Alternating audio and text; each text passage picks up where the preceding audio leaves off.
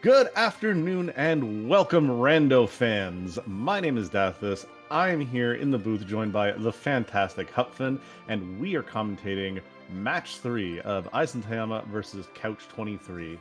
The winner of whom is going to be going on to the next round in the brackets, and they are going to be facing off against Peasants OMG, which is going to be a great match. How you doing today, Hupfin? I'm doing pretty good. I'm looking forward to seeing what this match is going to look like. We're seeing our set of objectives right out of the gates, courtesy of Eizan. We have two character hunts that we get to do. This could be an Earth Crystal and we're good, or this could be a slog. Oh, absolutely. And it's not going to be, oh, we'll find both characters in semi-free locations, as in like Baron Inn and Mount Hobbs, because only one of these characters comes from non-key items. Fusoya, the man who was banned from the plan of the Threema Zone, is in fact here, but he is only around gated key item locations. For example, Package, Sanderby, and Hook are the big ones. The But, giant. Yep. Could we get the mystical required giant with Demas hiding there? That's still on the table, but probably less than likely.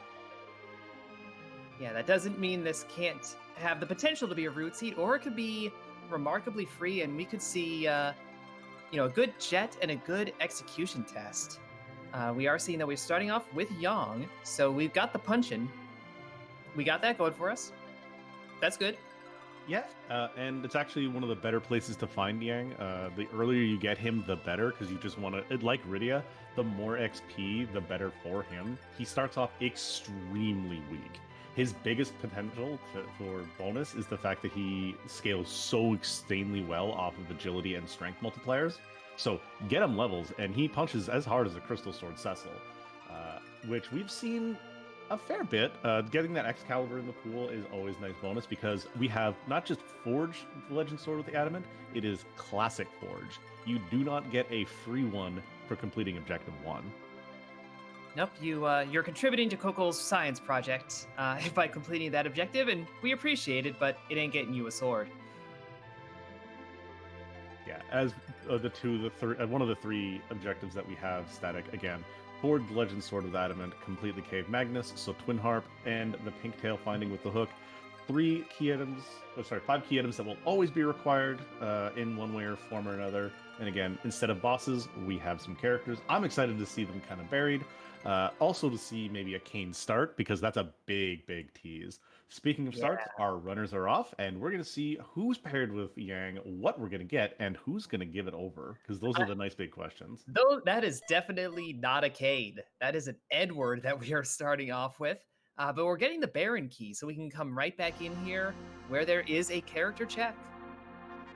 That is a lot of good items I saw there. I saw Lunar Staff. I think I saw another Black Magic staff there somewhere. 63,000 gil.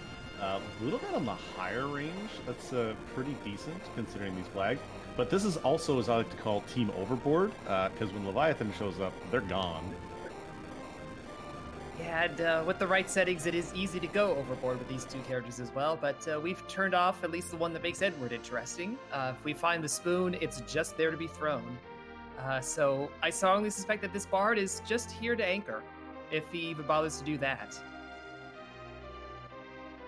To be fair, Edward actually, this is the best time for Edward to shine. Depending on what he starts with, this Sea Nikki flag kind of works with him. He makes great use of the dancing daggers, which we do not find here in the Baron shop, as you can see here. But there are black robes and tiaras, so that armor shop is very highly contested there. Checking the chests in here, not bad. Whereas Eizan is checking the typical Damsian treasure chest, which a lot of runners love and hate. It is higher tiered stuff, but you will also find, I think it's like 50 to 60% of these 0 GP. I say 60, but that's like 80%. Holy That's a whole crap. lot of nothing. Damsian is broke. I mean, look, they just got absolutely exploded, so I kind of understand that. But Couch, going down and looting the interesting part of the watery past the beginning section, finds a Stardust. That's a good item to find, because we do know where those dolls are, and that Stardust kind of just says, hi, these are gone, and there's nothing really you can say about it. Life Potions 2 and Baron, that's super good. That is probably the better place to have started off thus far. That's Stardust, like you said, that's going to be the strongest AoE option, pretty much in any case, outside of really exploiting elemental weaknesses. We do see Edward actually started with a short bow and some mute arrows, not the best, and certainly not a dancing dagger that really makes him shine. See, you say that, but it is the nice thing about him having those mute arrows. If we find ourselves, say, an early mage enemy, that's good there. Couch finding some really good weapons here in the front part of Watery Pass. We have a bit of steel for Mirasame. We also have an assassin dagger. We find an edge. He's online, but that can also make so that we have a powerful Eddie. And also a Blizzard Spear. Any one of our melee fighters are found, we have a really good set of options for them. Yeah, we've even got some shiny paladin gear for if we grab a Cecil, including crystal armor that runners tend not to prefer, with it, removing the ability to zerk up your paladin, unless you have the Avenger's Sword. But hey, it is really, really high defense, so you might be doing strats where that's helpful. Indeed, the high defense plus the fact that it resists undead means that if you find a Mylon Z in a rude punchy spot, you can do cover strats with zero problem. A Siren in the back of the Watery Pass. This entire section is so loaded by comparison. You can only find up to T6 items here, and it's coming out in spades, which you really, really love to see. On the other hand, there's Wyvern at the Antlion Nest. Not something you really want to see, but fast enough to get one Starveil off, and the Mega Nuke is strong enough to one-shot the Wyvern, so Edward gets the XP, I suppose. This is a spot where you're kind of okay with not getting the XP on a character. The simple fact that it's whatever. It's not a huge XP spot. You're mostly here for the key item check, which, if we find any one of our healers, they're going to absolutely love that white robe. One of the big things about these chests and everything being lower tier, a lot of characters kind of go into the Zeroma's fight naked, and that robe kind of makes it so that they'll take way less from future damage. Yeah, there's a lot of really good gear that is just really hard to come by, and you don't want to spend so much time menuing, because that is seconds that turn into minutes that you're spending in just giving to your opponent. So runners are a little less active in terms of kitting out their party. They'll do it when they need to go save, or when they need to manage their inventory, but not constantly. So yeah, a character could just end up being under-kitted for a long time because we never had a chance to make him better. Indeed, and speaking of being undergeared and kitted, this Yang getting some of the higher tier claws, those poison claws, is I think second or third best weapon if you're not touching elements. We do find our first dupe of the seed in yet another bed in this seed here in Kaipo, means that Sandaruby is a bit of a whammy unless you retool your team for some other reason and get rid of him, and then bring him back in as an anchor later on. And that will be difficult to do. We do have the no dupes option, so we cannot have two bards. But it also means that if you dismiss somebody and then bring them back, they're going to be identical to how they were when you dismissed them. It's still viable to use that for, agility, manipulation kind of things, but oftentimes they end up just being a little too high level for the really strong opportunities. Speaking of high level and strong, this is one that is neither of those. You have Cecil here, and he has rolled the 50-50 where he does not start with his black sword. Does not have that high damage, so he is going to be the weakest, in fact, weaker than Eddie on the overworld right now with these items. But we have something that is very strong and very good. There's a this round here in Baron. And in the first spot, so it is not going to be sitting there with a lot of HP. We can blast through that pretty quickly. It's the second fight that tends to be a bit scary when it comes to the Baron Inn. Very, very true. And having him there means okay, so this is a spot that's really highly on your mind now. And with that Sid and a poison axe that we found in Antland Cave, that is a very valuable character. High amount of HP. Really, really good damage is what this party desperately needs right now. But depending on what's that second slot, that is you are going to earn this. Yeah, and thus far the characters we're finding, this is a tanky party. Sid and Yang, both very durable. Cecil, very high defense once you turn him into a paladin and get the gear on him. But Cecil's going to be your main source of damage until you get a lot of levels. And that's a little scary proposition. Yeah, Yang thankfully only has one elemental claw right now, which is fire, so he doesn't really get to do a whole lot against this Kainazo by comparison. If we had an ice or a thunder claw, he'd be doing so much more. I think he does have an ice claw, actually. Oh, he does. I'm seeing a blue and a red punch, and I'm seeing a reset. Yeah, with just Yang up here, he's not going to be able to pump up enough damage. If we had any, like the Thor Rages at least will make it so that we don't see that very often, so that this Ice Claw Yang will be just tearing through the HP in this part. But once that wall goes up, like this wall right here, he no longer does that extra damage with the Ice Claw. It's no longer weak there. Yep, does a bit of flipping back and forth between weak to ice, weak to lit, weak to ice, weak to lit. So pace yourself, position it correctly, and that's how you get the bigger numbers going.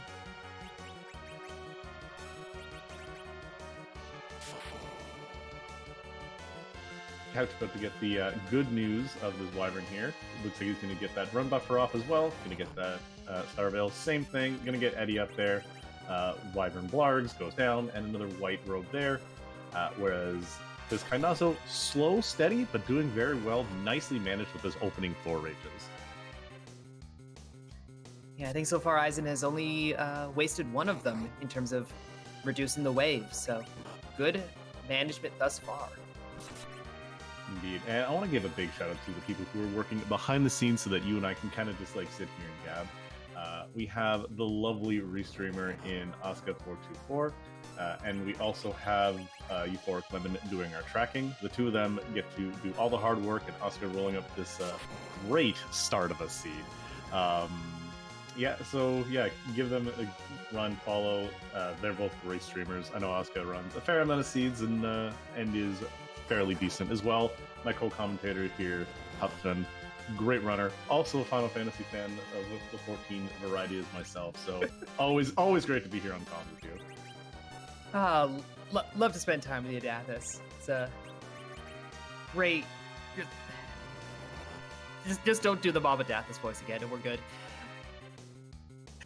Look, Momphis will stay away until we find a reason. When we find Rosa, maybe we'll talk. Until then, you don't have to worry about that. I think our runners will be very happy to find Rosa, given the cast that we have so far. We really are lacking in heals and actually any magic at all. Yeah, right now it's the boys' day out. Even with every character that we've seen so far, the gentleman could absolutely love to have a lady around to keep them alive, or even Tella to, help with the healing, which would make it again an all-male party, but definitely lacking in the heals. There's a lot of Cure 1s that we saw being thrown around. They're not going to really do a whole bunch after, Fabul, or even after we do our deals, because that little bit of healing is, Yeah, and Cure 2s, Cure 3s, those can be found in shops, but you do have to hunt them down, and you do have to spend the money. And as we've been seeing, treasure gets you nothing in terms of cash. Yeah, one of the things we've changed from going from the Swiss flags to the bracket flags, that's Cell Zero that I kind of alluded to a little bit. The amount of money you get from the starter kit, that's really all you have to play around with. Once you run through all of that money, that's going to be it, aside from what you get from bosses and such. If you manage to get like a good Gold Dragon run from some of these Sirens, you can kind of balance out your money, but those are also costly if you don't have a Tella or a Fusoya to weak them before killing them. Eggs are still great. Door grinds have come back up into priority, and I'm so okay with that. It's just the different grinds have been changed around. And with the advent of also the vanilla giant, you can't just go to the giant and grind and leave. Once you're there, you're committed to that location. So we do have Couch 23 continuing their chipping away at Kanazo, having a little bit of a struggle, but Kanazo is now hiding in the shell, so that's an endearing position to be in. EizanTayama finding Mom Bomb, attacking Fabul.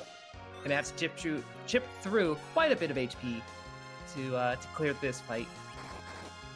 Yeah, normally about 1,000 HP spot. Instead, now you get roughly about 10k HP. But we are at the explode phase, so this is kind of where you want to be. Edward playing chemist, keeping everybody healed to get through that explosion and then through the rough neck spot here.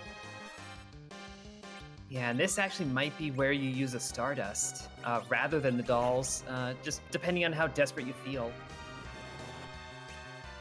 Yeah, we haven't really seen a lot of those J items that you really love seeing, such as that. But we do have probably the other AoE nice combo here. We have the Darkness Wave and the Kick from both Dark Knight Cecil and Yang.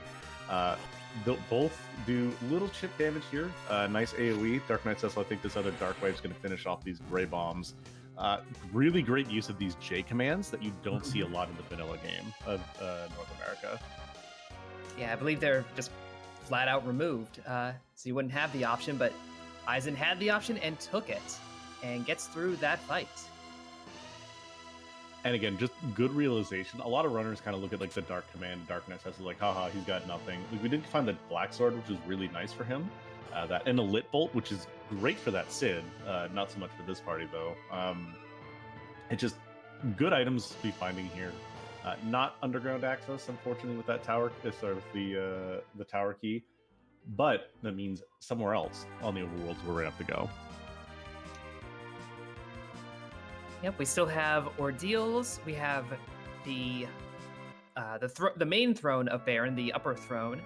The Odin spot will not be our way underground. That's considered essentially an underground spot. And we still have Baron Inn itself, and the D-Mist that is residing there. So we actually have quite a few overworld options still remaining. Yeah, and it's really nice that there's still so much places to go, but I really think that the runners are going to go a fairly linear path. I expect Ordeals to be next, and then I expect Baron Inn to be quite after that. This team can handle Ordeals, and I say that very loosely. It really depends on who we see. If we see the infamous back attack Val, that's not going to be fun. But aside from that, they can handle pretty much any boss on the overworld here. Yang and Cecil doing their share of damage, and as we see here on Couch's side, making use of that Stardust, not taking care of the Dark. They're just like, you know what, just get him done, get him out, get him done. Yep, we'll have to be a little more tactical when we get to the dolls, assuming we don't get another source of AoE to handle that instead. But with how the dolls are, you're always being a little bit tactical in the first place, just to make sure you don't leave one left standing and then have to deal with a big one. Absolutely. Also, EizanTayama continuing some shopping percent here, has found a couple of different things. We did see Thunderclaws for sale in Nasidia. Those are really nice to see. Dwarf Axes are really invaluable pickup. More Mute Arrows, 100% agree. That Dwarf Axe, really good to know about, because we do have to find Kane somewhere, and if we find him early on, that's the only way outside of some steel shenanigans to back row glitch him. But speaking of shenanigans, Couch is doing some esoteric looting. You rarely see folks going into the back of the Fabul throne room and hitting up those 4 spots, but there is loot there, and that included a samurai glove. Yeah, I've spoken to a couple of runners about it, and I'm a big fan of full looting here in Fabul, because it's the same treasure density as what's on the path to Yang's wife Sheila's tower, and you get the same amount of loot and everything. But a lot of people say, "Oh, it's out of the way," and they're not wrong. You have to go up another screen or two to get to it.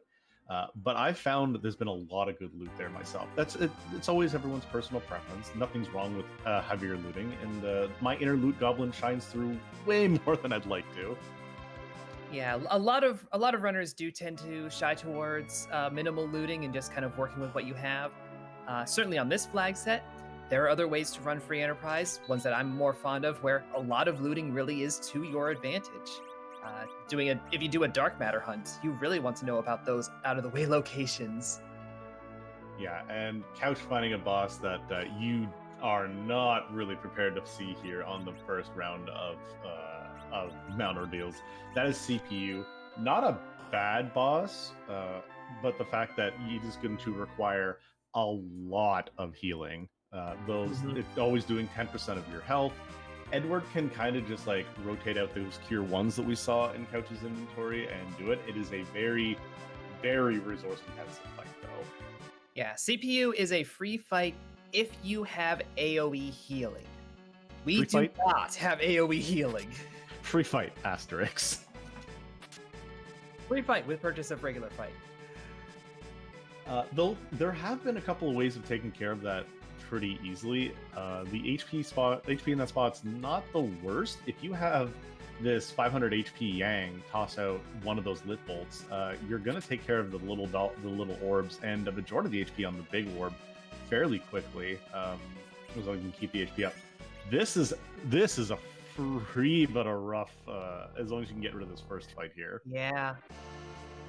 The second spot, this is normally where you would fight against Yang, the karate fight. So naturally, it's punchy. It punch. And Belknap, he punch. So get rid of him. But the magic's power here is not much to be concerned about. And the HP is not terribly high either. Yeah, 4,000 HP normally in this location, but it's split between 4 different forms. So you're getting nothing really to deal with here. So it's a lot of HP across a lot of bosses. So it could be a scary location and kind of an annoyingly long fight. Not even close to any of that. Of course, we are finding it early enough that we don't have things like sleep immunity or what have you. So Dr. Luge uses gas and it actually does something. You don't see that every day. Indeed, the fact that he can actually put Cecil to sleep, kind of impressive. Although, the really funny thing here, this second form of Luge is considered a machine, I believe. So, Lightning Claw going to do great work here. But did not, unfortunately, Couch is one who had not found it. But it is being surprisingly clever. That Star Veil on Yang to reflect a beam, that is a reflectable attack and does a decent chunk of damage in the process, so you take those. Indeed. And we do see that everybody who is not Yang is asleep, which is a little unfortunate, but Yang's doing more than enough damage on his own.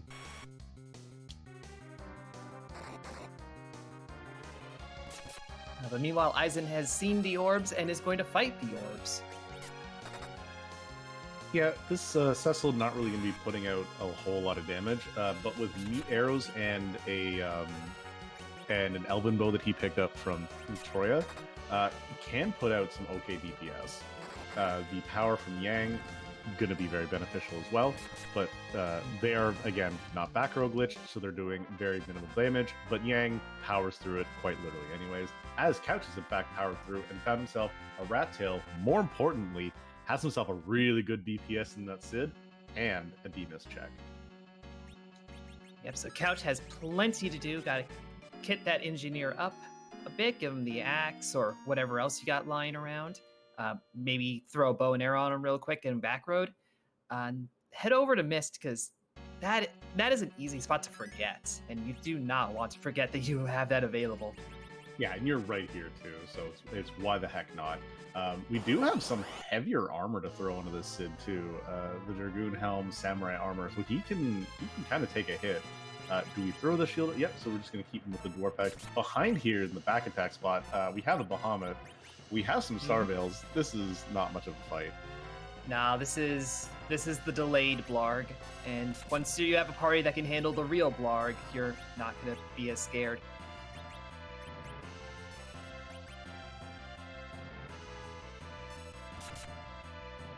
Couch not saving before going into this Baron, into this check with Rydia's mom. Does land on the right side, but that is our way underground. That is Magma Key out of Baron. So that Baron in, very valuable, probably required unless there's a hook up here and you want to be cheeky, but come on, just go do Baron in. And Couch is going to follow that chain straight underground.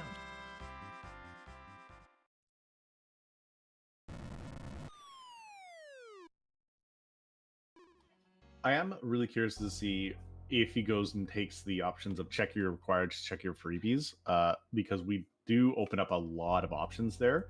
There is the Fey March free chest that opens up, and then that also opens up the possibility of Sheila 1. So those are two key items that could help. Maybe we get a hook, maybe we get another way to check for some other characters.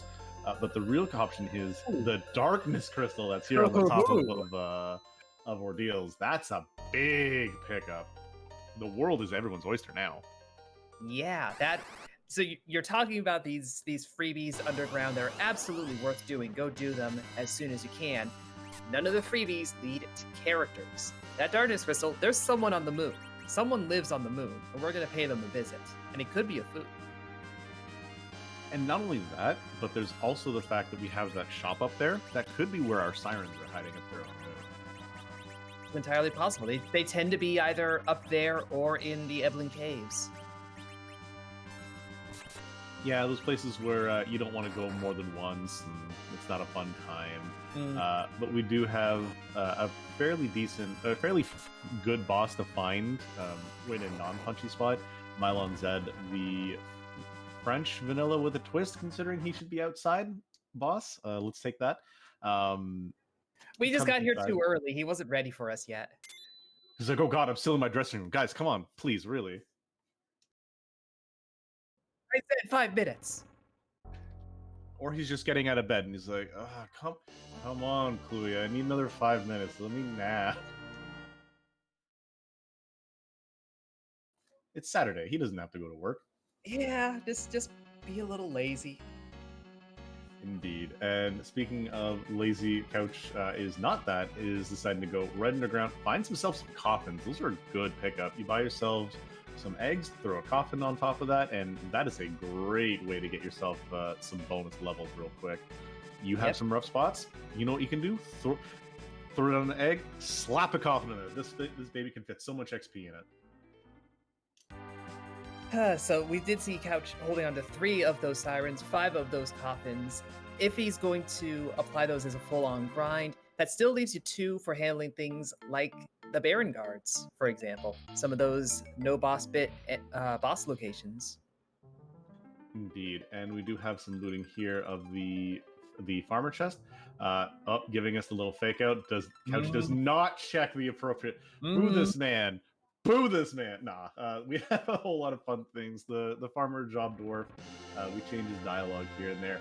But the real pickup is those are our sirens in an easy location too. Yep, but Couch has spent all their money on coffins and is going to hold on to the rest. So just those 3 sirens. I mean, this flag set really makes you think, how many sirens do I actually need? It's nice to have a bunch, but how many do I need? At least one less than you think you do. Every time. But we do have Eizan doing the way of raising up this whale. I'm going to see what character is going to be joining this. Paladin, Monk, and Bard. We have a good light party right now. A White Mage or a Scholar would be really nice. Wait, hold on, wrong game. Oh, let's not get into party composition here. Let's perhaps get into that package that we found as the Feymarch freebie. Again, character gating. Indeed, and that's something you're really going to want. Are we going to find our one of our gated characters there? Maybe we'll find an edge, and that's another way of getting an underground getting our grind going. You don't have to spend the money. Up here, though, in the lunar shop of the Hummingway abode, not really anything to talk about in that shop. Yeah. We can talk a bit more about what we're seeing down in the Feymarch. A little surprised that Couch warped out, though. They can take that Dark Knight Cecil if you're fast enough. You need Edward. Yeah, you'd need to have Edward take care of that, but that is not a fight you really can guarantee, especially with your agility kind of being very... Look, Oscar, stop getting... This is my vanilla. Get out of it. This is mine now. Oh. Anyway, there's Vanilla Foo up on the moon. That's objective 5 for EizanTayama. He's very vanilla tonight.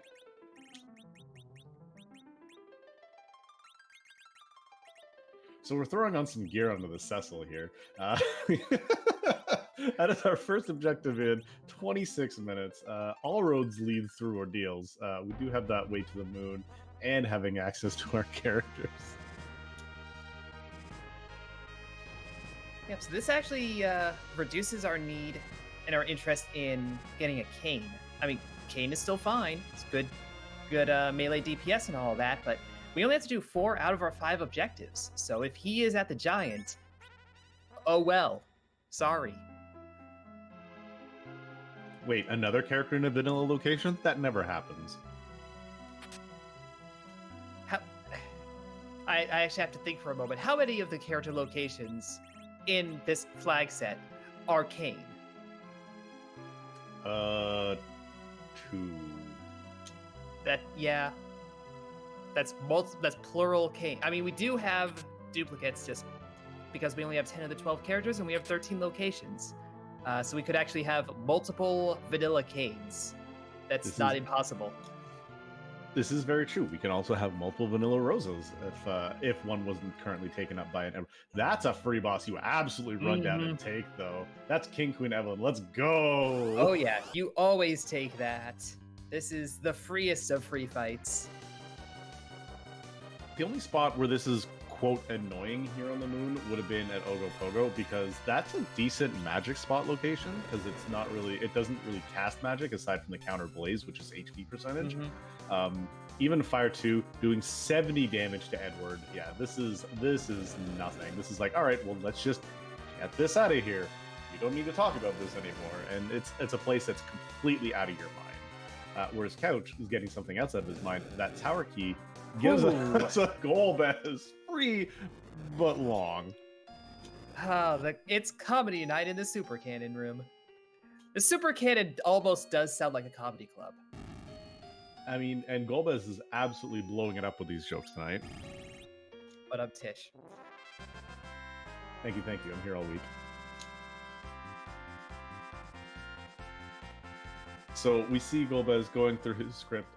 He paralyzes everyone, gonna knock you down to 2 people, and unless those 2 people are exactly Dark Knight Cecil and Edward, this is going to be just a quick smack from anybody. But we do have a semi-required item over on the left side. That is an adamant. That is half of our forge. Yep, that is halfway to objective number 1, and again, pushes you a little further from having to really do any of the other 3 objectives. So that could end up being a huge advantage for EizanTayama, depending, again, where's that Legend Sword? Where are the other objectives? This could be the rudest one to try to put together, and that adamant goes nowhere. Or that could buy him a ton of time. Absolutely. And what we see is we're talking about it. These flag sets, you only have to do 4 to the 5 objectives. So if we say, find Kane, get Fu, craft this Legend Sword, and then do Cave Magnus, we no longer need to trade away the Pinktail. I'd be very tempted to do it if I found it, because that could be a Crystal Sword, or it could be Avenger. It could be all those fun things. But that means that you can you don't have to do the entirety of the seed. It gives you a little bit more flexibility in that aspect. It's like, okay, I've got this. This is a good way to get me going next. And it does help with different choices here and there. But Couch is now through with their Golbez fight. We'll find out what the reward is as they go and leave. But go save first. Golbez knocked out half your part. Absolutely. And Eizan finding that, like, hey, look, here's Demas. We'll eventually get that Magma Key later on, but also has to get the lovely bad news of the Doctor Dialogue right behind. But with his Fusoya, those viruses... Oh, hey, look, he's got white now. Those viruses are not going to make it long. That is a long fight you don't want to take, though. That's Dark Elf. Yeah, that is going to be Couch walking this out, taking just the Super Cannon room, and hoping that the top of tower is not value. I mean, at least you have it in the back of your mind of what could be there. Mm-hmm. You know what to be afraid of, essentially, and how to kind of prepare for that. Eizan's Fu just got Nuke, so that is one online new Lunarian. Yeah, this underground has nothing to really be afraid of right now. So you've got Nuke going down there, and any boss underground, if it's not a multi-boss, is just kind of going to get one shot, thrown in the microwave, cooked up, and going to be a cool after lunch snack.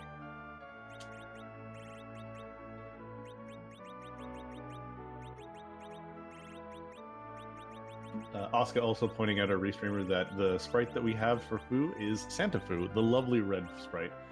As we see, some of these sprites are slight. Oh my lord! I love this split. I love this split. That is the Legend Sword on Couch's side, the Adamant Rock on Eizen's side. The Vermilion Gambit is not here. I forget. We have so many different names for different plays. The half tower play, I think, is the Penguinator special, isn't it? Where you just do the key and that's it. I don't know. I too have lost track of everyone's everyone's forte. Oh no, I remember the Vermilion Gambit. That one is where you do top of tower with tower key, and you avoid the tower key location. But yeah, that is, as pointed out in chat, this is Forge no mode. We have Legend Sword from tower key. We have Adamant from a very free fight in Cave Value. There's value all over the place. But we also saw, what was that, Huffman? That was the hook from Sheila 1. So that is completely free to both of our runners, and that makes that rat tail a little more valuable. And it opens up a character check. Indeed. I'm smelling a little bit more vanilla. I'd be super down with a nice vanilla edge right here. Yep, we have plenty of melee fighters, but what about another melee fight? What about a Cade, for example? Head buddy! So that is yet another objective done. The objectives are kind of coming in like fast and furious, really. We have objective 1 in no mode. We have objective 5 given to us. We have now objective 4. The only thing we're really missing is kind of the pink tail. So there's a whole pink tail or twin harp. Yeah, pink tail and twin harp. One of the two of them get found real quick. Speaking of real quick, we do have Fusoya making really use of that HPJ item of the Lit Bolt, ripping through these dolls, and we're going to see who's ruling Baron right now. Up, Baigen has usurped the throne. He has self-promoted to king. To answer a question in chat, I already saw the Gauntlet Ordeal's back attack fight. No, we haven't. That was a different race because we had CPU into Bahamut into Mylon Z. We have not seen the Gauntlet, but we do see Baigen, a boss you really don't mind being out of the pool in a hard spot. Yeah, especially holding onto that nuke. Just wipe out the body in one shot. Even outside of that, this is not a terribly difficult fight. It's going to be a little punchy, but we get through it so quick, all it can do is explode. Exactly. And as I said, Fu throwing things in the microwave, you're going to get more of those spells online. Just so many fun, little fun things here. The real question is, who's going to be this character here? It's Tella. That's another old man. We already have stronger you.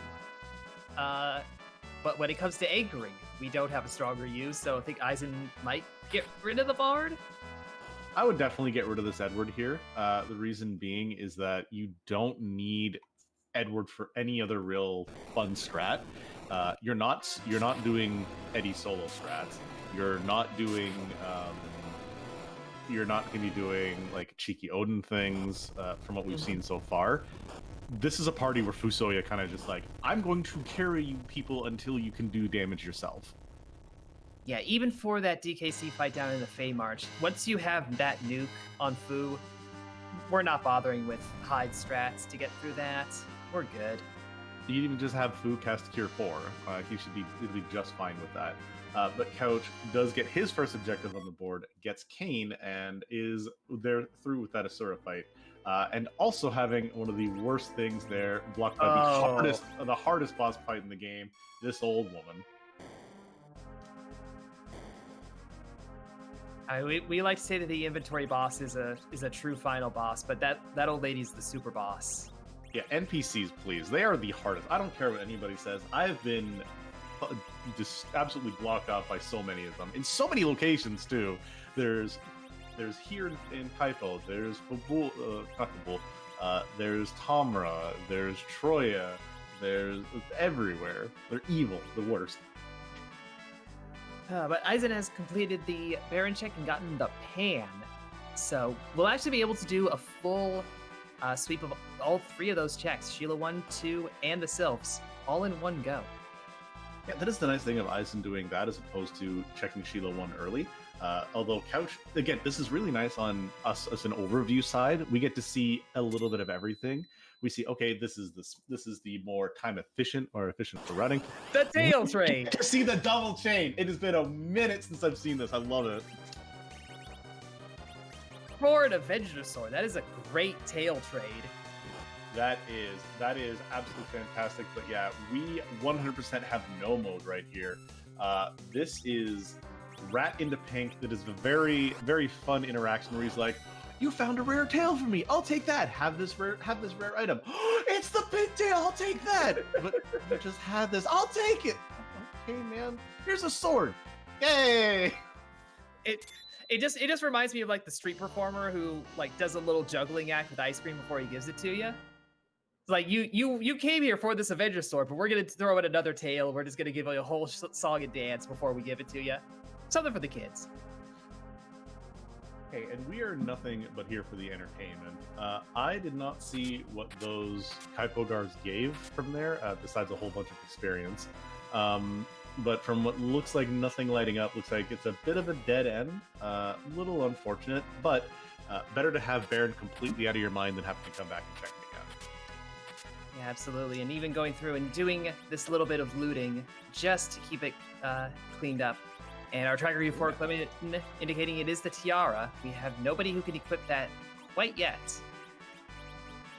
Indeed. Oh, Eisen almost taking out those cabins. I was like, that's a bold play, Con. As we know, we don't really like to have to heal as much as possible, but you still want to have a cabin here or there.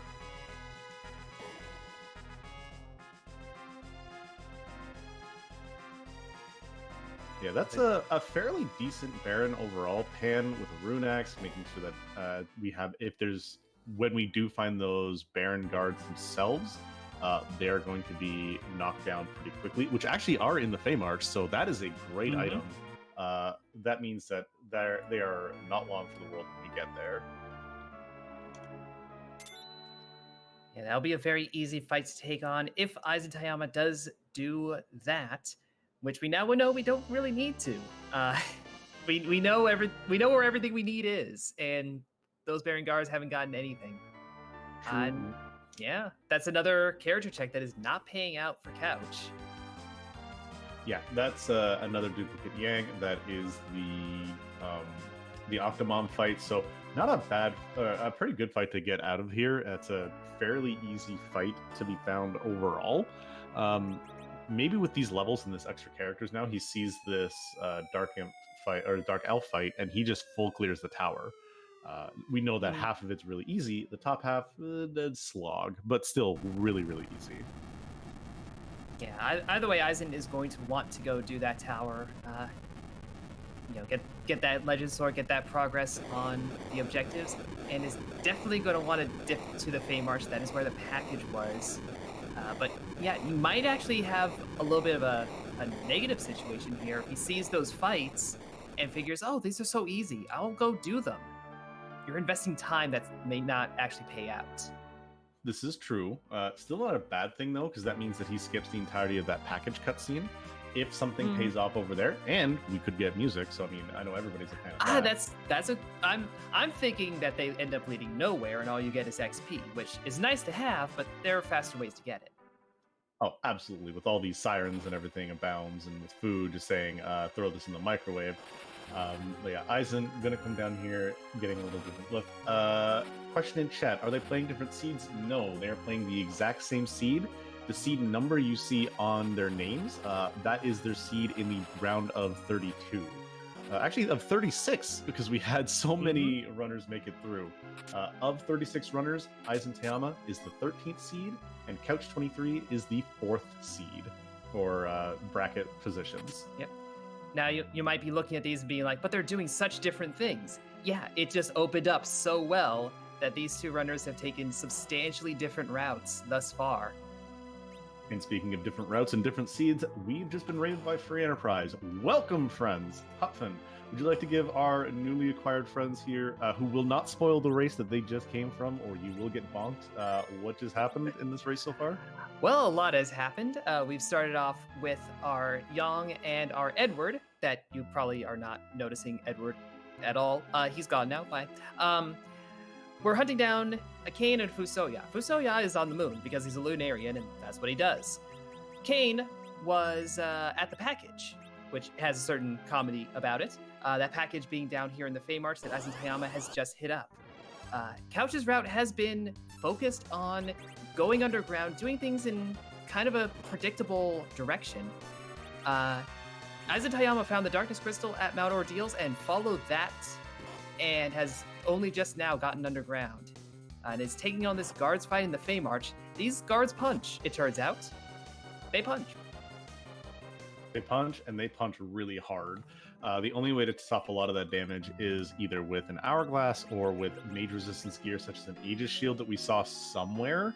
But this Cecil, I don't think, has it equipped right now. Eisen is going to take a wipe and use this cabin. Baigan, though, changed from Captain of the Guards to the Captain of Baron, and he is, or the King of Baron, and he is going to get knocked down.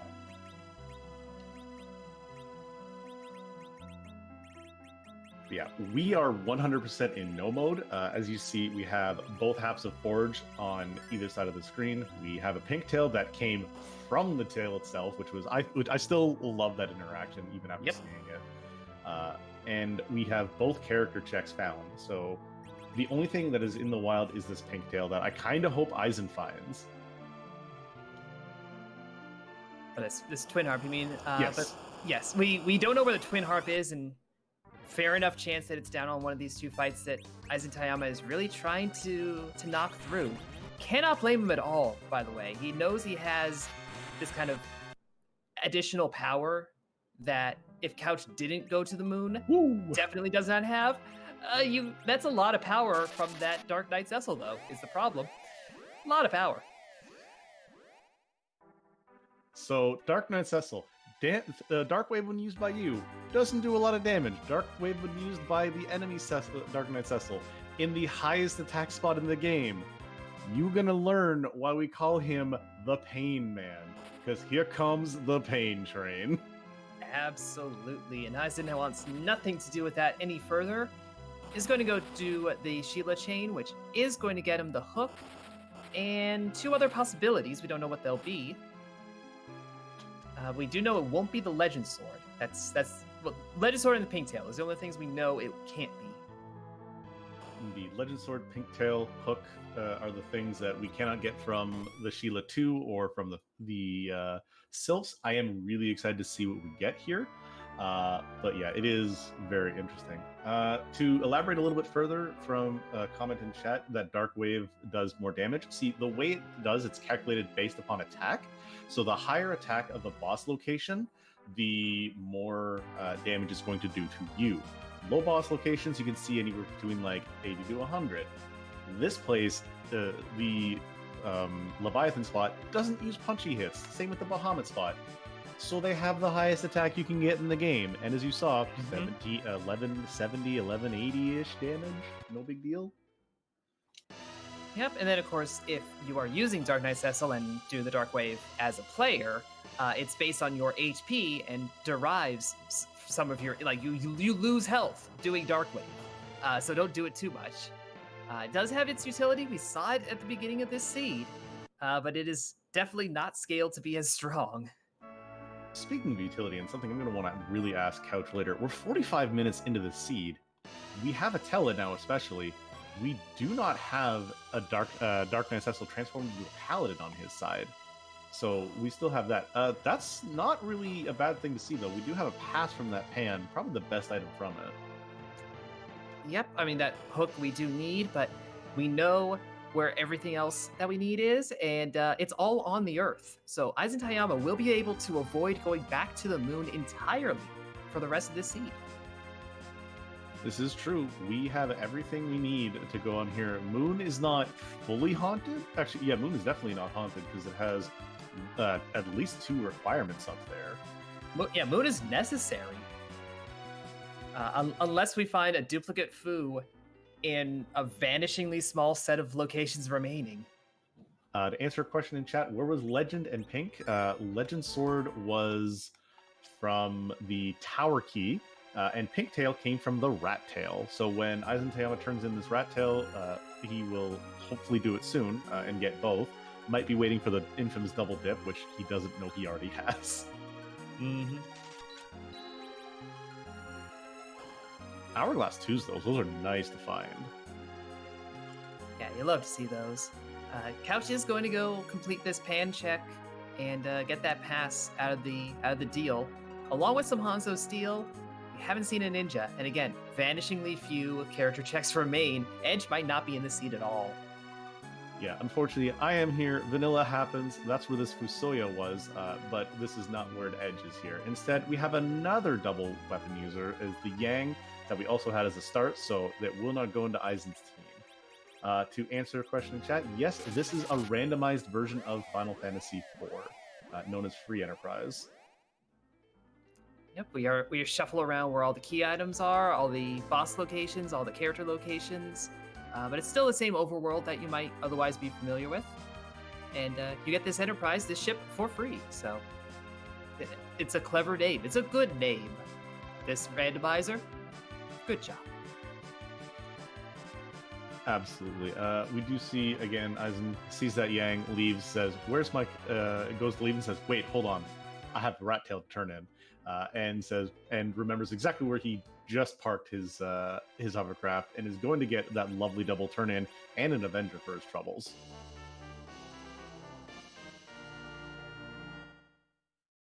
Whereas Couch, I think, treading actually new ground. We haven't seen any of our runners do this Dwarf Castle actually boss checks, have we? We have not. And again, another character check. We see a red rope here, so this could be Dark Imps or Elements. We won't know until we go through the door. Indeed. It's Dark Imps. Yep, one of the freer fights. Very, very nice. So yeah, one of the nice things about this as well is the simple fact that there are two bosses that can kind of like throw you off. One of them being the red robe, the other one being the blue robe. One of our other ones that we have Water Hag or the loveliness that is the Alt Gauntlet. Neither of which have been found so far. Yeah. Also, to answer a question in chat from Wylam, we don't really have a great weapon for Paladin Cecil. The closest we have to something decent is a poison or a rune axe, depending on how you feel about it. But yeah, it's really solid. Just always nice to have him as a character in the first place. Yeah, and of course, honestly, that Avenger Sword is a pretty good option for him. We found that Crystal Mail pretty early on. I think only Couch found it, actually. But that is the only combination that lets Cecil still be zerked with that armor on. So he becomes very strong and very defensive. To answer a question in chat from Invenerable, Darkness Crystal, which was also answered in chat, was from Ordeals. DKC kind of hiding a lot of fun stuff. The reason why Couch hasn't gone up there, and I believe he saw that, the first boss, they had no healers before that, was a CPU, and they really didn't have a way to get through it with just with just a Yang, an Edward, and a Dark Knight Cecil, who didn't have a black sword at the time. Yeah, it was a scary proposition. Eisen was able to get through it though, and I feel like that has really motivated his routing in a pretty positive way. Both runners have been running the seed absolutely fantastically, though. We have Couch having done two out of our four objectives slightly before Eisen. Eisen is getting a lot of information by doing a lot of extra checks and getting that free check up on the moon. But I am curious to see what this sparkle is. We have seen our Wyvern. Do we see our Plague here? Or, hey, look, second scoop of vanilla. And yeah, it must be said, like, you're lugging around Dark Knight Cecil, you're lugging around Atella who does not have his full spell suite. Just being able to keep going under these conditions is pretty impressive. Absolutely. I am very impressed about that. And the fact that, thankfully, the magic's power here is kind of okay. So we do have an Avenger Kane who's going to be kind of ripping through these fights. Dark Knight Cecil thankfully taking the two hits, but now we're also at the scary part of these D-Lunars where they do nothing but counter with fire. If Kane has, oh no, he's got no armor on, so he's fine. Yeah, he's got enough HP, so he's gonna get all the XP. But to be fair, out of that party, who really needs the XP? True. We no longer have Yang, who really benefits out of levels. That Dark Knight Cecil is going to maybe transform later. If Couch doesn't change this Dark Knight Cecil, I'm going to be very impressed. Because that means that he went through one of those Baymarch fights and found the Twin Harp. Or finds it right here. That is entirely possible. This is very true. We have no idea what's here. This is a brand new check from Couch. And it's a power shirt. And it's Eizan going to the moon, fading at the Tower of Babel that he needs to do to finish that first objective. Kane, you looking a little cold with that ice on. Let's get you a nice shirt. Oh. But no, Eizan parked outside Cave Value, which he has already done. So probably setting up 10 key items, position for a grind. Yeah, I kind of don't disagree with this. You're now at the point where you can just do whatever you want. You have all the power of the seed, a fully online Fusoya. Use these few sirens you've got, use the hourglasses, and kind of just give yourself power overwhelming. Yep, they are more XP per siren than doing the egg grind underground. The trade-off is you're coming up to the moon. You're spending all this time going up and down and yada yada. It's a little bit more investment, but you get paid out more. Indeed, and it's also interesting that Eizan doesn't do this. I think it's on the level 6 of the LST is where you get these. Am I correct? Where you also find these? I believe so. I can never remember which floor the grinds are on, honestly. Yeah, that's why I do my grind here as well. And that might be why Eizan is doing it. Just be like, I know it's here for sure. Absolutely, and we do have that, but this is just going to get so much XP. You're going to tear through pretty much anything you really want.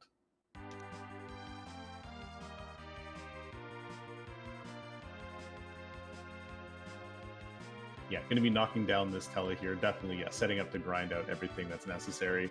With a squad with like subpar equipment, I really don't disagree with this. This is going to be kind of like adding on. It's like, hey, instead of like Crystal Sword Cecil, you have level 60 Cecil kind of thing. It's it's the same kind of thing in the end, just without the holy swoosh swoosh. Yes, you get a really high attack number. It's just which half of the equation is getting really high. Exactly. And Couch, after 50-ish minutes of saying, you know what, we're done with ordeals, we don't want to deal with that shenanigans, coming up here and says, hey, let me introduce you to a squad that's going to absolutely destroy your face, and is going to get through the CPU. We're not even going to probably see the Mega Nuke from Bahamut, and then poor Mylon Zed. Now the problem is going to be what Couch does once they have that Darkness Crystal. Do they go right up and grind, because they will also be at 10 key items? Do they try to dip the subterranean? It's not going to be very valuable. But if they end up going straight over to Cave Bahamut, that actually buys you a lot of time. Yeah, there's so many different options and so many different places you can really go. Like we know exactly where the current go mode is in the seed because we've seen everything, and as we can see from the trackers, every option that these runners are making is not a bad check. Every check is correct with the information they have at the time. Eizan has no idea that this tower key pans out very well. Couch has no idea the Darkness Crystal is up here, and he's like, you know what? Let's try something different. Let's go do a little bit of checking here and there. They're both in game 3, so a lot of nerves and a whole lot of like, you know what? Let's be a wild card. Let's check something. Let's do something that no one would really do. Always really great to see by doing that, and I'm always here for that. Yeah, holding on to DKC for so long, that is a gamble. But when you're in game 3, that's when you gamble. I can completely respect these plays, and honestly, Couch has made some good headway for their current position. So can't even say it isn't going to work. Absolutely. And Eisen, yeah, he goes there, checks the shop, says, "All right, we're done here." Heading back to Earth. I'm really curious to see which of these which of these locations are kind of burning a hole in his pocket. Are we going to go do Tower first? Are we going to go and do the Fey March now that we're super overpowered? Because again, he ate those dark waves. Maybe he wants a little bit of a rematch and just like kind of cracks knuckles and says, "All right, let's absorb these hits, no problem." Nope, is going to the tower. That is the desirable destination. Absolutely. We definitely know that this is the 100% right call to be making to be getting into what we currently know as go mode. Yep. Although, as you're saying, I wouldn't blame Eisen or anyone in his position for going to the Fey March. Again, we are in Game 3. Those Fey March fights, if you're not prepared correctly, will be rough. If you are prepared correctly, they're free. Eisen is pretty much prepared correctly now, and may feel that's an advantage that he would have, and you may want to press those advantages. But this tower has been sitting here this whole time, and easy to feel like I should have done this ages ago. Absolutely. And again, there could be things that you kind of forget and go, "Oh, wait, I have this." I know that there are many runners who forget about, for example, they forget about Demus when they found it. Like, "Oh yeah, this was a check I could have done earlier." And again, it's just you lose sight of the biggest picture because every new piece of information changes up everything you could be doing. It's like, I get this key item. Oh, I should be going here. And as you're doing a double key item check, you get this. Oh, now I've got to go do this check. And you kind of like, occasionally you get the goldfish brain and forget what just happened. I know that I'm definitely one of those kind of people. I have lost easily 10 or 15 minutes in a run because I forgot Eblin Castle existed. And it had enough value that it would have saved me a meaningful amount of time, but it just happens. I'm kind of curious to see what drops from here, because if this is the Twin Harp, do we see Eisen kind of just like dip out of the tower key and go and just go do it, or what do you do here? I think you dip out. You're in go mode. You don't know what that super cannon room has. You might be thinking, oh, there's nothing that could be terribly bad, and yeah, Golbez is just slow, not bad. But banking on the Legend Sword being there when you already know you have go mode, just do go mode.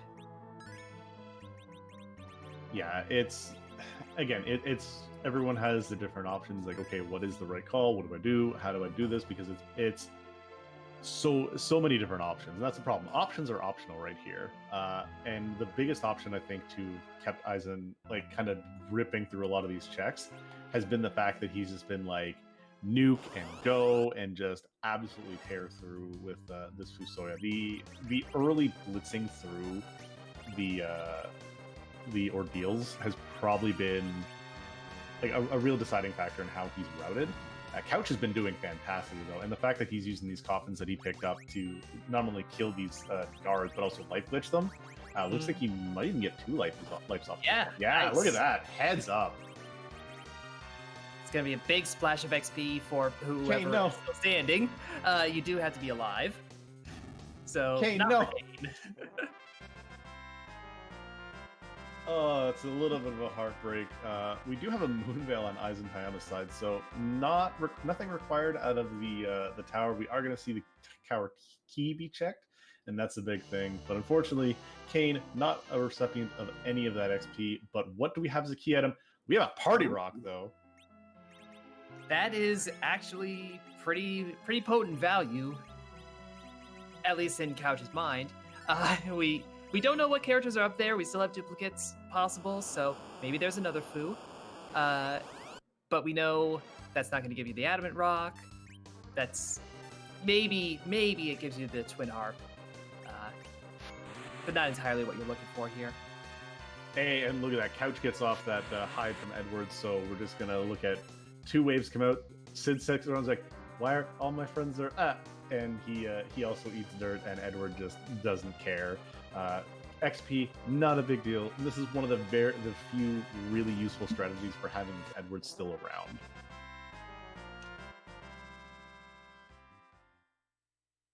The real question is this a rabbit hole or is this something nice? It's another bard. Oof. Well, Edward from Edward Strats. Unfortunately, this does not pay off in a long-term sense, but does mean that you no longer have to worry about these Feymarch fights.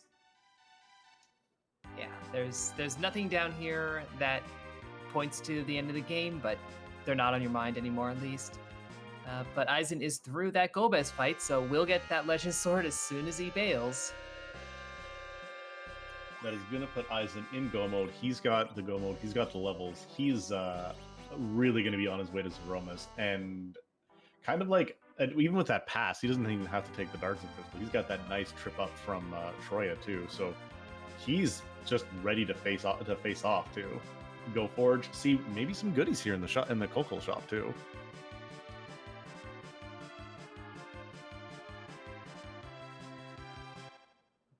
Although my question is, how much money does Eizan have? There's goodies in the Coco shop, but they're spendy. It costs money to buy good thing. True, but he has gotten off some life glitches on some gold dragons and fought those. Didn't really spend a lot of money on sirens. I think he actually didn't spend any money on sirens. He just used the basic ones that we got from our kits, and he got all of his XP from bosses.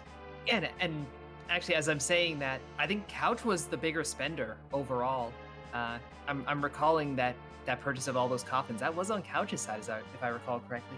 You'd be correct. Couch bought those 5 coffins. They did pay off, and they did make very good use of that Feymarch, which was great for there. But I'm really curious to see again what's up here in the Tower of Zot, and curious to see what's also going to be happening here in this Coco shop.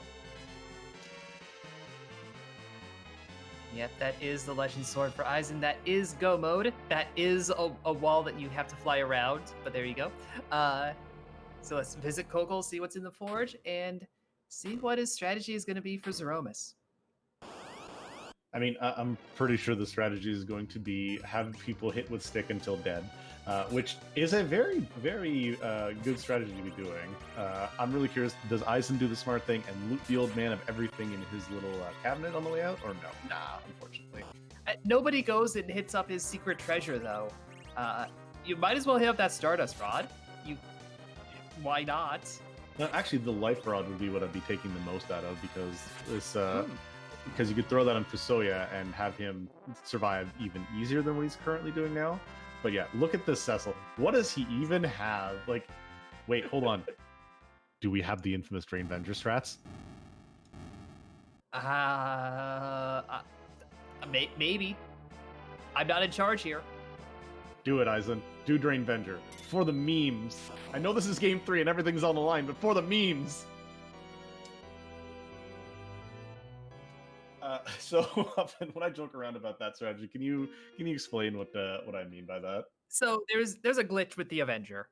If you have it equipped when you start a fight, then you're just going to be Zerked and do Zerk things. But if you give it to someone while they're in the fight and just let it, activate the Berserk, it never updates your weapon's stats and effects. So if you go from a Drain Sword, which does drain, to the Avenger Sword, you're just automatically swinging and life-stealing over and over and over, and you're not the strongest, but you're durable. Yeah, this is where you can actually literally just throw down and I did not see that Party Rock is paying off very well though. Would have been really nice. Edge double Mirasame Masumi. That is a ninja that you do not want to mess with. That's going to do more damage than the Cecil, really. Quite possibly. That not in this particular fight, as Cecil has a duty here. Achoo! Sorry, I sneezed when this fight was over. I mean, if you have a paladin, well, that's about how quick it goes. Pretty much.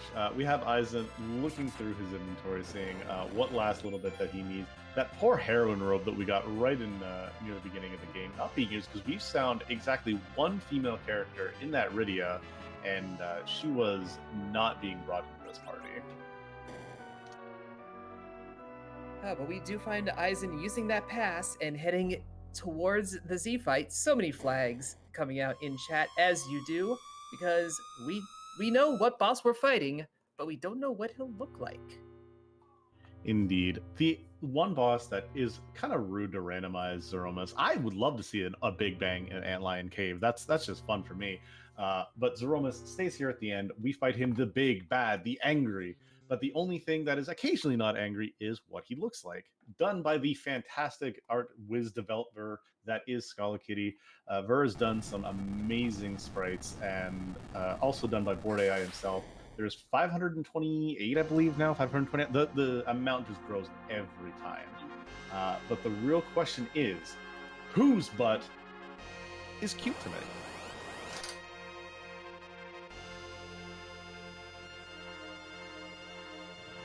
Also, whose butt are we going to be kicking? Yes. And also, does it even have a butt? Is it more conceptual? Every butt has a butt. One of the sprites is just the number 0. Are you telling me the number 0 has a butt? The number 0 is the butt.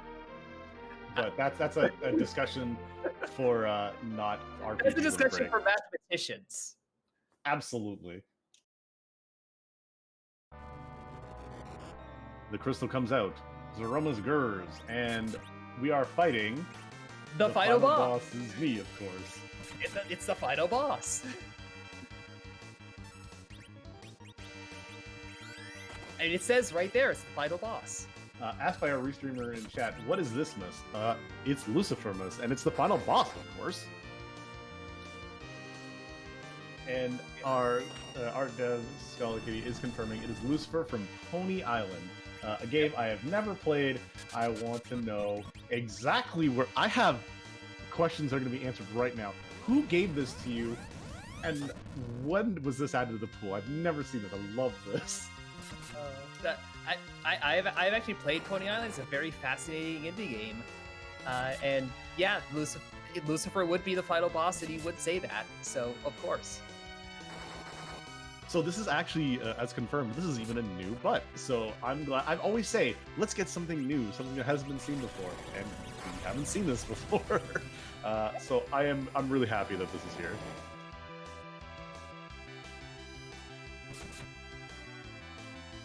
And so far, this fight is going pretty much textbook for EizanTayama. That first Big Bang getting nerfed easily and easily healed out from that foo. And just a lot of punching and swinging swords and doing what you do. Sid is attempting to do damage. Good job. Yay, Sid. That rune axe, unfortunately, with him being in the position that he's in, unfortunately, he's just not able to put out all the damage. His low accuracy is a big problem, especially with axes. So if he's not in the middle or if he's not in the top slot, it's just he's going to be doing very widely amounts of damage, as we'll probably see like a decent roll somewhere here and there. But to be fair, he is kind of keeping on par with Cecil, so an Avenger-only Cecil and, you know, Yang doing all the heavy lifting here. Yeah, this is really the monk show, I dare say, but with a little less investigation and a little more punching. So would you say that we got 2 tickets to the gun show tonight? No, but that's not a class in FF4. No, there's no machinist. There's none of that. Oh no, I more meant like his guns, like his arms. I what you meant. Look, we have the machinist, we have the paladin, we have a sage, we have the new class here too. We have everything, and we are going to the moon. We have everything from Endwalker. I appreciate that. Her restreamer Oscar is just like, I'm pointing at the mute button, Dathis. I will never be silenced. Oh, but so far, Eizan is handling this fight very well. Even, you know, taking another Big Bang, but that party has enough health, enough just ability to get through. Fusoya may end up a little low on MP if this starts dragging on too long, but is sitting at 110 right now, and that is probably okay. Yeah, at this point, I'm looking at the HP stats of everybody. A Cure 2 probably would have been more than enough. Cure 3 is a little bit overkill. I would honestly just start berserking the fighters back up at this point. Oh, he has Baku's ones. Never mind. I didn't know that. I didn't see when he picked... Where were those for sale? That was on the moon. That was the Hummingways. I really thought I didn't see those in there. So there's some good value on the moon besides, the adamant. Yeah, it was the only thing in that shop that was of meaningful value, but it did help. And speaking of lunar value, Couch is about to find this Fusoya on the dais. If he goes right to cave value afterwards, he will know himself, and it's going to be very, very interesting to see where his next route is. Because that's the big thing. Does he go top down, or does he go what a lot of runners do and go for the density of middle out?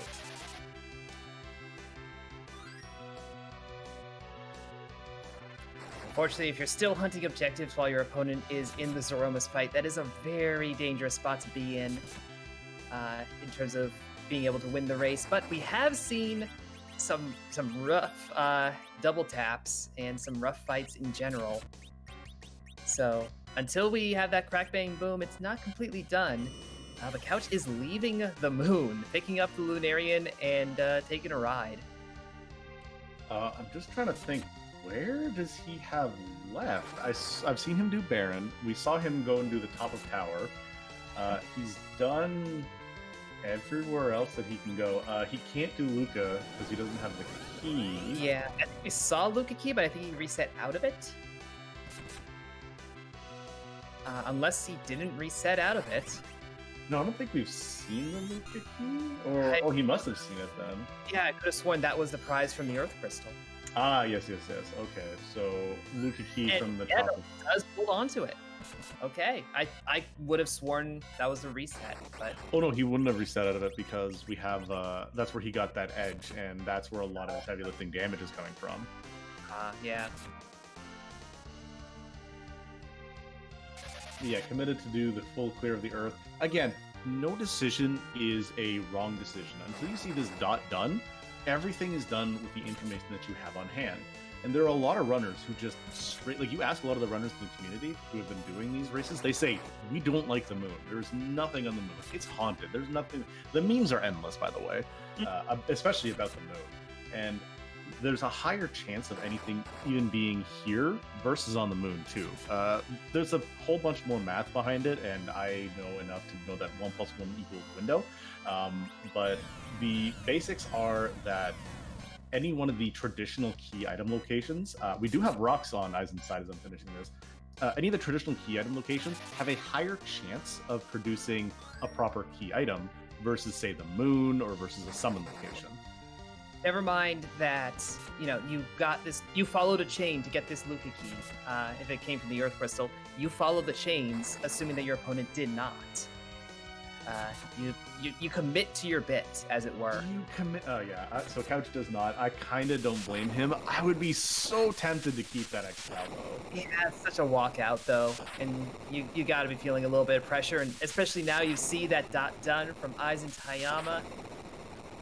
Indeed, and with an official time of 1:14:48, EizanTayama in fact punches game 3 onto his card, and he is headed to the next.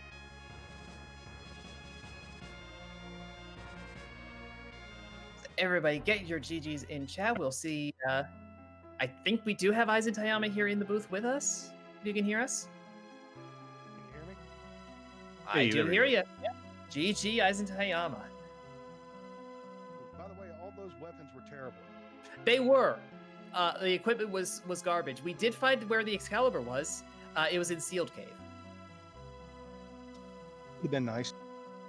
It would have been a lot of effort to go get it. So that was what you had was probably what you were going to be stuck with.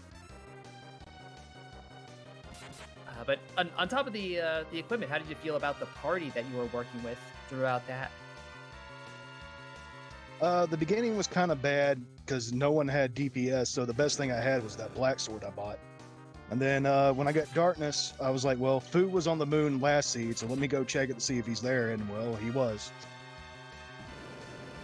Yeah, and Fu did a lot of work this seed. Plus, Athos is involved, so I figured vanilla in. Look, Wait, I didn't roll this. Also, we did have another vanilla character. Rydia was in Dwarf Castle, so There's more vanilla out there, but it wasn't going to be valuable to you. So let's go all the way back to the beginning of the scene. We have ourselves a pair of dolls. We have a Yang and an Edward start. What's your first thought, and what's your thought of the plan of attack of this seed? My first thought was hoping I could find a dancing dagger somewhere, or at least a bow. And then, fortunately, the last shop I checked had at least an elven bow, so it made Edward somewhat decent. And the poison claws kind of helped too. But I never found a dancing dagger. Yeah, I don't think either of you ever did. But yeah, we were noticing that strong investment in going and doing some shopping, as opposed to going and doing checks, and that definitely did pay out, getting you, I wouldn't say good gear, but certainly better gear, and making fights like that CPU on Ordeals a little less scary. Yeah, it also didn't help all the bosses were terrible early too. Kainatsu, the Mom Bomb, and CPU. That's actually what I was going to bring up. That CPU in the first fight of Ordeals, you still handled it very well with the squad that you had. What were your thoughts when you see this CPU? You have no healer, you have a Yang, and you have a Dark Knight stuff. Thankfully, you bought that Black Sword to make him, useful and relevant. What were your thoughts when you see that fight? I just hope it don't go too long. I mean, I had Cure 1s, but that probably wouldn't have done too much help.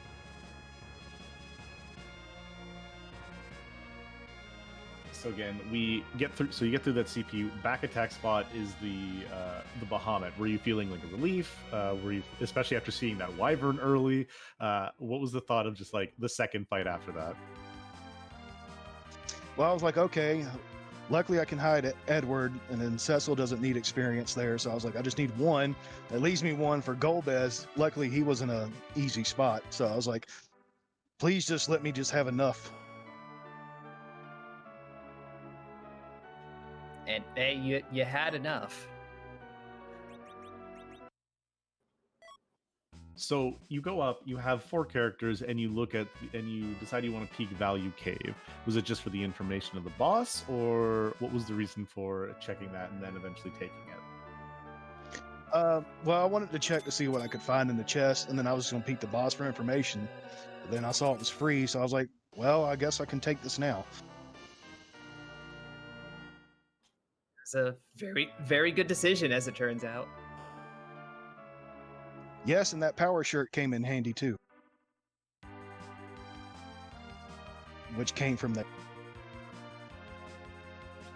Yeah, I honestly hadn't noticed the contents of the chests in there, so. Oh yeah, we missed out on that because we were talking. I think we were seeing some fun things that Couch was doing on his side. But yeah, you really handled that seed overall very strongly. We are seeing in the spoiler log now, Twin Harp is in fact up on that Crystal Sword altar. Was there ever any thought maybe to go to the moon and leave more the Earth behind? Because we saw you went up there to do your grind. When you did the Gold Dragons, why abandon the moon and go back down to Earth?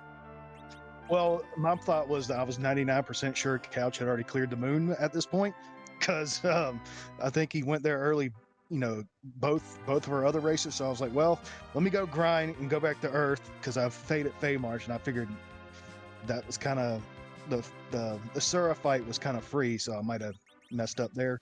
But... So let us tell you a tale of a man who said, I didn't want to go touch the moon whatsoever. Couch left the moon completely haunted until the end of the game. And actually, in fact, was lugging around the Dark Knight Cecil until about 40-ish minutes in.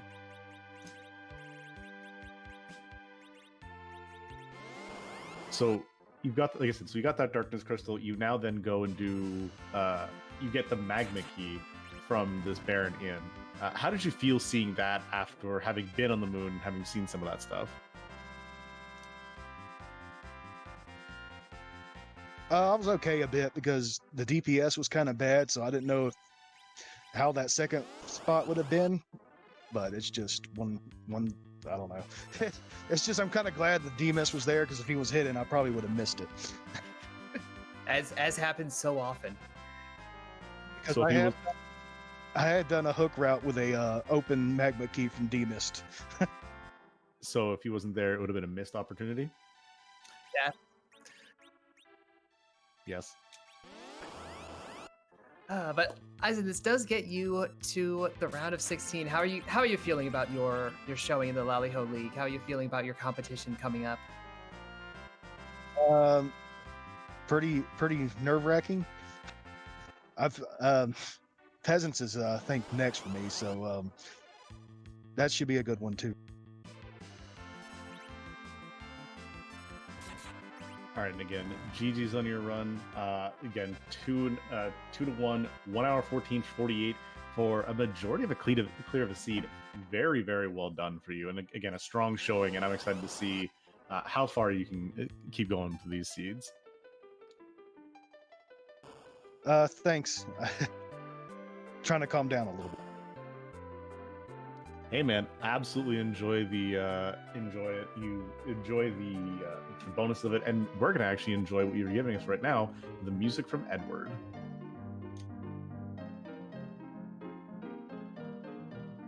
All right, have a good day. Yeah, same to you, Eisen. GG again. So yes, as we're getting to listen to Fireberg out of Mystic Quest, that was EizanTayama, your winner of this match, and through to the round of 16. Couch 23, just taking care of some last minute grinding, has gotten the crystal and is good to go as soon as they are ready. Yeah, getting a little bit of extra safety HP. I don't blame them. This is a squad that you kind of wouldn't mind seeing being able to take 2 full power Big Bangs, because you don't want to worry about Foo's HP, Foo's MP. Also, at this point, it's you've seen the dot done most likely in the room. He was like, you know what? Let's just use everything. We're just here. We're gonna make a nice, chill, relaxing Zoroma, so we don't have to think about. Yeah, because like we were saying, the Zoromas fight, even for experienced, skilled runners, occasionally it can be just very tense and very scary. But you've seen the dot done, you know that the match has basically ended. Just power overwhelming. Just have some fun with the final boss. Why not? It's not like T Wild levels where it's like, hey, everybody's rocking crystal swords, let's do it. But it's still like this is a Zoromas that you are going to go and beat up for some lunch money right now.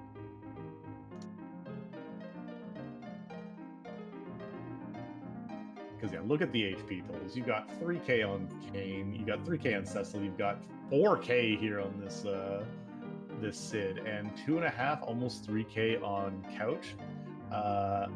And also, as pointed out by our restreamer Oscar, the naming layout is jump anytime to anytime jump.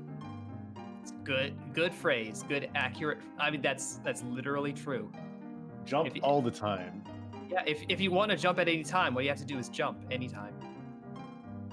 And when we're here, every time we're gonna make you want to jump. Especially if you got Cade. Absolutely. That's the thing. Yeah, we have Couch going and wandering around for something for a last second. Is this some swag flying now? Oh. What do we need a hover? I mean, hovercrafts are cool. What do we need it for? Just parking it nearby. What do you? That's. You know what? No, I'm here for that. But Couch, please. Disrespect to a boat. You get to live there now. That's your home. That is swag everywhere, and I think Couch is definitely just playing with us now. But instead, gonna be going and playing with Zoromas, hands in this pass, and we're gonna see Lucifermos. Yeah, let's not leave a lightning arrows in. I am so here for this.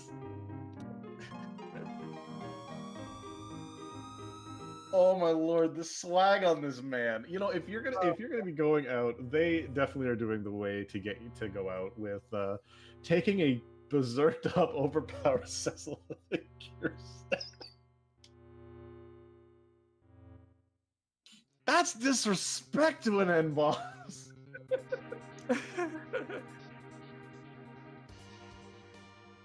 And Couch showing off that once you go in through here, there is no going back.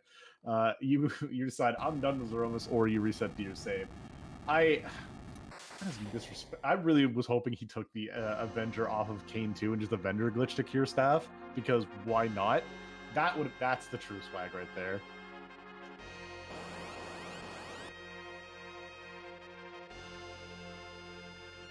Let's see how all that swag translates to the actual fight. I mean, you got 4,000 HP on your Sid. It's not gonna be much of a fight. No, it's really not. And what I'm really excited to see is solo. We have all these levels. Let's get some solo Fu strats, please. Just do it that way. Just completely destroy anything we had as like this is what he's gonna do. Not even close. Or take off everybody's weapons. Just go barehanded. Go pick up that Eddie from the bed. Do it. Yeah, he does have the reset. Don't you do it, Edge. Don't you do it. I see you hovering over that star rail.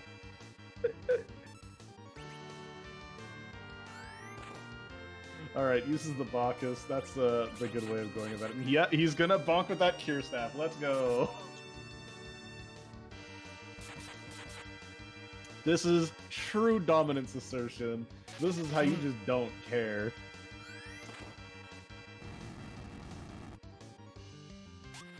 I think I've seen Spear Kane do slightly more damage, but this is a solid second.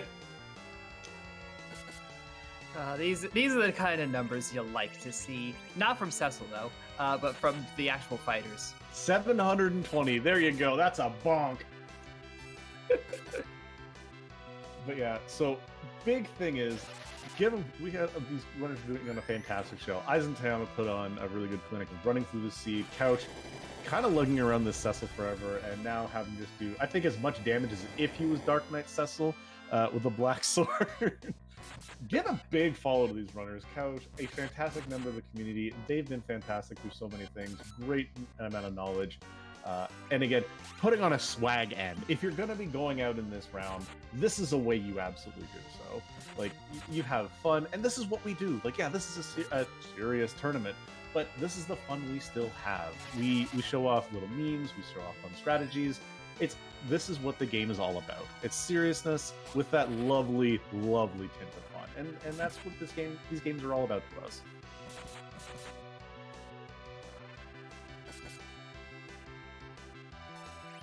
I'm still sad. I was hoping for the infamous Quint, but I'll take 560 hits. This is looking like a Quint. This is looking like a Quint. Oh, see, I closed my eyes for 2 seconds to laugh, and I almost missed it. Thank you, Hupfin. Again, Hupfin, give her a follow too. You've been absolutely wonderful with me here on comms, and kind of trying to keep me in line as long as our lovely restreamer Oscar. The attempt is made. Oh. I love this Quint. I mean, Kane and Edge are doing more than enough damage, the equivalent of a Crystal Sword damage. So I really don't blame this Quint hit. And no, Fu, you need to hit and do damage. Unfortunately, he's not back row glitch. No. Reset. Start again.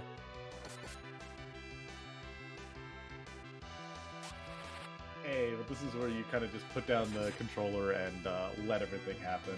These your top and your bottom berserkers are not going to be dying even to 2 big bangs or big bang into a nuke, into a meteor. So this is there's been a lot of mean damage hits too. We have the 666 damage for Lucifer. We have other ones too.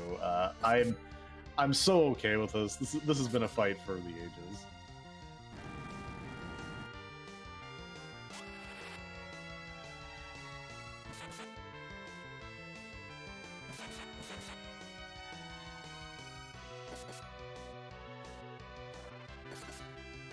But yeah, we do have the end game weapon equivalent of our Edge here, the Masamune Mirasame. It's as solid as we're gonna get for damage here. And this, I would love to see Cecil break 1,000 damage. Let's see that happen. Just one crit, just one. That's all we need.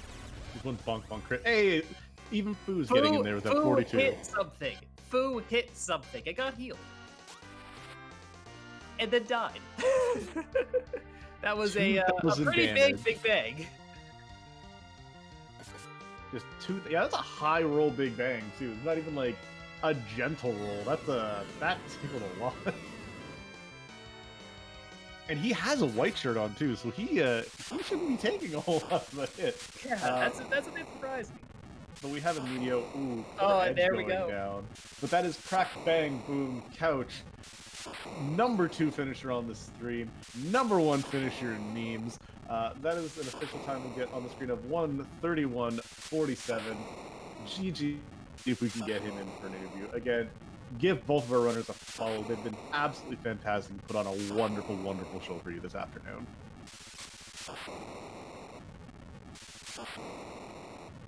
It does look like we have Couch here in the booth with us. Couch, if you can hear us. GG, were there any memes you forgot to do over the course of that? No. I don't think so Okay, anyway. good. Actually, there was. You didn't fade Antlion. Okay, that's fair. Oh man, that was a C. Yeah. I felt I played all right. Just went to all the wrong places and faded the wrong spot. Yeah, fading Mount ordeals for so long. I think that did end up biting you a fair bit, but at the same time, getting through the number of fights you got through with a Dark Knight Cecil. Yeah, that was fun. I do have just the one question: is why fade for so long, especially after you got that Tello? What made you just fade it forever? I saw CPU and I was like, we'll come back later. And I just kept finding stuff after stuff. And I was like, really should go do ordeals. But I keep finding stuff leads me to other stuff. And it happens sometimes. I mean, that's fair. As we've said, actually, as I said during the broadcast, is like, this is what happens. You get a choice of here, and he's like, oh, this unlocks this. Maybe I'll do this, and then you kind of either like forget or something. You're just like, I'll come back and deal with you another time, and then you just Exactly. So it was actually really interesting. You and Eizan took completely different routes there. Like you did a whole lot of stuff one way, and he did another. It was really nice that about 40-ish minutes, maybe like less than that, we actually were in full-on no mode because you got the Legend Sword earlier. He went out and he did the Moon as soon as he got through, and got that King Queen Evelyn and gave us the Adamant, and then you guys just kind of traded back and forth. This is where this character is. This is where this is, and it was. I will say that if you do go back and watch, that is the most entertaining part. Is that you guys gave us the earliest, like, hey, this is where everything is, to the point where Oscar rolled a extremely jetty seed.